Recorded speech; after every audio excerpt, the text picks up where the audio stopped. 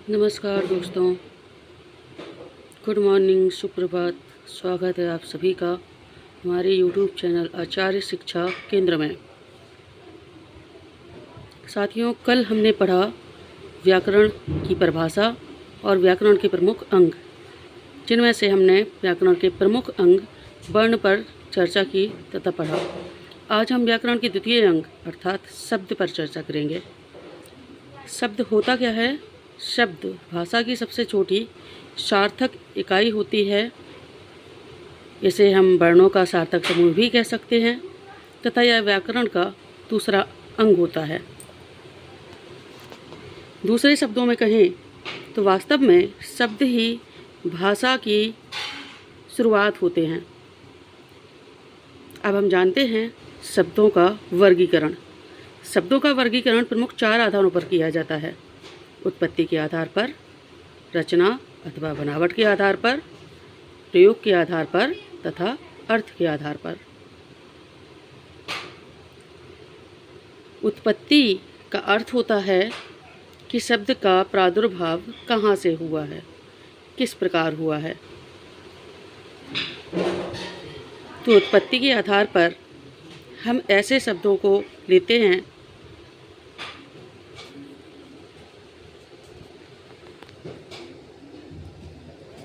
जिनका जन्म या तो किसी अन्य भाषा से होता है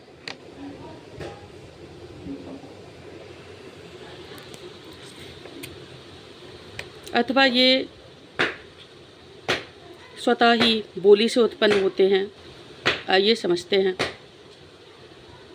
उत्पत्ति के आधार पर 4 प्रकार के शब्द आते हैं। तत्सम शब्द, वे शब्द जो भाषा का परिष्कृत स्वरूप होते हैं, अर्थात जो संस्कृत भाषा से जस के तस प्रयोग में लिए जाते हैं, उनको हम तत्सम शब्द कहते हैं। इनके स्वरूप में कोई भी परिवर्तन नहीं होता है। ये संस्कृत भाषा में जैसे प्रयोग किए जाते हैं वैसे ही हम हिंदी भाषा में भी इनका प्रयोग करते हैं। दूसरे स्थान पर आते हैं तद्भव शब्द। ऐसे शब्द जो संस्कृत भाषा से ज्यों की त्यों न लेकर उनमें थोड़ा बहुत बदलाव कर देते हैं, उनको तद्भव शब्द कहते हैं। तीसरे हैं हमारे देशज शब्द, अर्थात जिन शब्दों की उत्पत्ति किसी अन्य भाषा से नहीं होती, ना ही इनमें किसी प्रकार का परिवर्तन होता है। यह हमारी क्षेत्रीय बोली के शब्द होते हैं। चौथे नंबर पर आते हैं विदेशी शब्द। विदेशी अर्थात जो अपने देश के ना हो, अर्थात जिन्हें किन्हीं अन्य भाषाओं से लिया जाए, उन्हें विदेशी शब्द कहते हैं। चलिए, ये तो हमने पढ़ा भी उत्पत्ति के आधार पर 4 प्रकार के शब्द: तत्सम शब्द, तद्भव शब्द, देशज शब्द तथा विदेशी शब्द। अब हम पढ़ेंगे द्वितीय, रचना या बनावट के आधार पर शब्द। आइए देखते हैं रचना या बनावट के आधार पर शब्द कितने प्रकार के तथा कौन कौन से होते हैं। रचना या बनावट का अर्थ होता है कि शब्दों का स्वरूप कैसा है। सबसे पहले आते हैं रूढ़ शब्द। रूढ़ शब्द का अर्थ होता है जो मूल शब्द होते हैं, अर्थात इनके और टुकड़े नहीं किए जा सकते, ये अपने वास्तविक स्वरूप में ही रहते हैं। जितने भी हमारे छोटे शब्द होते हैं, 2 अक्षर वाले, 3 अक्षर वाले, जिनको तोड़कर नहीं अर्थ निकाला जा सकता, उनको हम रूढ़ शब्द कहते हैं, जैसे कि घर, कमल, जल आदि। दूसरे हमारे यौगिक शब्द। योग का अर्थ होता है जोड़ना। यहाँ इस प्रकार यौगिक का अर्थ होता है जोड़कर बना हुआ। यौगिक शब्द में ऐसे शब्द होते हैं जो 2 या 2 से अधिक शब्दों को जोड़ करके बनाए जाते हैं। यथा पशुशाला, अर्थात पशुओं के लिए शाला। यहाँ पे 1 से अधिक शब्दों का संकुचित रूप हमने बनाया है, पशुशाला। इसी प्रकार से पाठशाला, पाठ के लिए शाला। तीसरे हमारे हैं योग रूढ़ शब्द। योग रूढ़ शब्द वे शब्द होते हैं जिन्हें तोड़कर नहीं पढ़ा जा सकता। जैसे कि यौगिक शब्दों को हम एक से अधिक भागों में विभक्त कर सकते हैं, इस प्रकार योग ऋण को तोड़कर नहीं पढ़ा जा सकता तथा ये विशेष अर्थ वाले होते हैं, जैसे गजानन, लंबोदर, दशानन आदि। इसमें हम देखेंगे कि गजानन जो शब्द है ये सामान्य रूप से प्रयोग में नहीं आता है, किंतु इस शब्द का विशेष अर्थ होता है, जिसका अर्थ होता है गणेश जी या गणेश भगवान। इसी प्रकार से लंबोदर का भी अर्थ होता है गणेश भगवान, अर्थात जिनका उदर लंबा है। दशानन अर्थात 10 सिरों वाला, जो कि लंकापति रावण को कहते थे। किंतु दशानन और गजानन आदि शब्दों को हम अलग करके नहीं पढ़ सकते। इसी प्रकार से एक और शब्द है जलज, अर्थात जल में जन्मा हुआ, अर्थात कमल। ये सभी हमारे योग ऋण शब्द हैं। अब चलते हैं तीसरे पायदान पर, जो है प्रयोग के आधार पर। प्रयोग के आधार पर हमारे शब्द निम्न प्रकार के होते हैं। प्रमुख रूप से 2 प्रकार के होते हैं, जिनको हम कहते हैं विकारी शब्द, दूसरे होते हैं अविकारी शब्द। विकारी शब्द वे होते हैं जिनमें किसी भी प्रकार का कोई विकार अथवा परिवर्तन नहीं आता।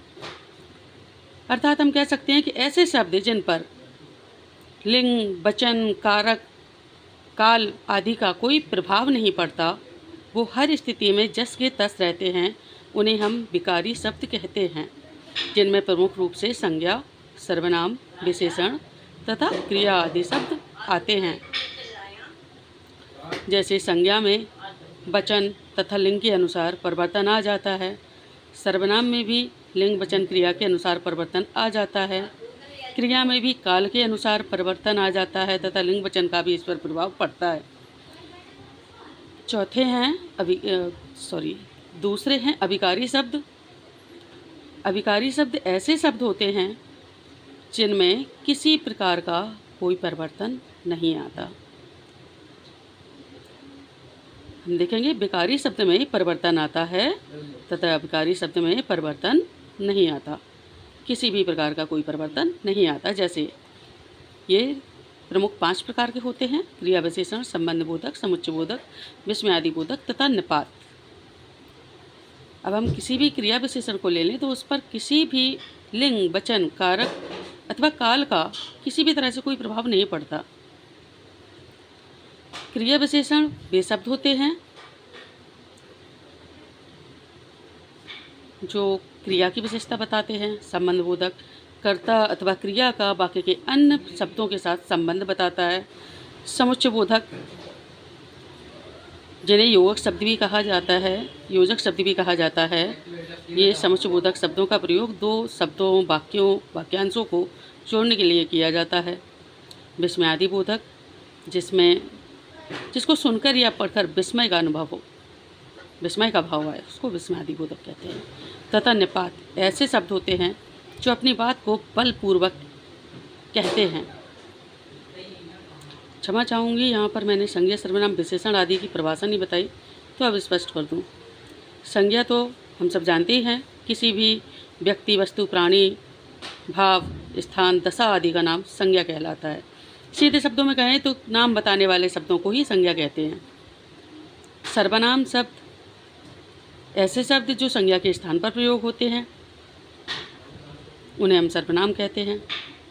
जैसे राम एक लड़का है, हमने कहा राम एक अच्छा लड़का है, किंतु यदि वापस से उसी के संबंध में बात करनी है तो हम बार बार ये तो नहीं कहेंगे ना कि राम कक्षा 4 में पढ़ता है, अथवा राम रोज़ विद्यालय जाता है, अथवा राम का लेख बहुत सुंदर है। तो हम कह सकते हैं कि राम एक अच्छा लड़का है, वह कक्षा 4 में पढ़ता है, वह प्रतिदिन विद्यालय जाता है, उसका लेख बहुत अच्छा है, आदि आदि। इस प्रकार से हमने राम की जगह पर वह शब्द प्रयोग किया। राम संज्ञा था, वह शब्द सर्वनाम है।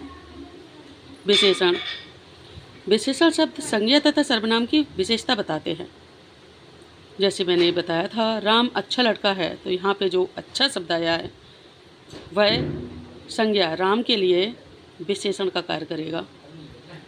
क्रिया शब्द कोई भी कार्य जब किया जाता है तो उसको क्रिया कहते हैं। जैसे उठना, बैठना, सोना, जागना, चलना फिरना, हंसना, रोना आदि सभी कुछ क्रिया होता है। जैसे राम प्रतिदिन विद्यालय जाता है तो इसमें राम विद्यालय जाने की क्रिया करता है। चौथे होते हैं अर्थ के आधार पर। अर्थ के आधार पर दो प्रकार के शब्द होते हैं, सार्थक शब्द और निरर्थक शब्द। निरर्थक शब्द तो निरर्थक ही हैं, तो इनके तो कोई भेद नहीं होते, किंतु सार्थक शब्द के भेद होते हैं। तो हम बात करेंगे सार्थक शब्द के भेदों की। इसमें एकार्थक शब्द जिनका एक ही अर्थ होता है, अनेकार्थक ऐसे शब्द जिनके अर्थ एक से अधिक होते हैं। विलोम शब्द जो किसी भी शब्द का उल्टा अर्थ बताते हैं। पर्यायवाची शब्द जो समानार्थक होते हैं किंतु वही नहीं होते। श्रुति संभिन्नार्थक शब्द जिनका उच्चारण तो सेम होता है, जो सुनने में एक समान लगते हैं किंतु अर्थ भिन्न भिन्न होते हैं। तथा समूहवाची शब्द ऐसे शब्द जो समूह को प्रकट करते हैं। तो आज हमने पढ़ा शब्दों के विषय में। कल मैं लेकर आऊँगी वाक्य विचार अर्थात वाक्यों के विषय में। इसके साथ ही मैं अपनी वाणी को विराम देना चाहूँगी। ध्यान से सुनने के लिए धन्यवाद। नमस्कार।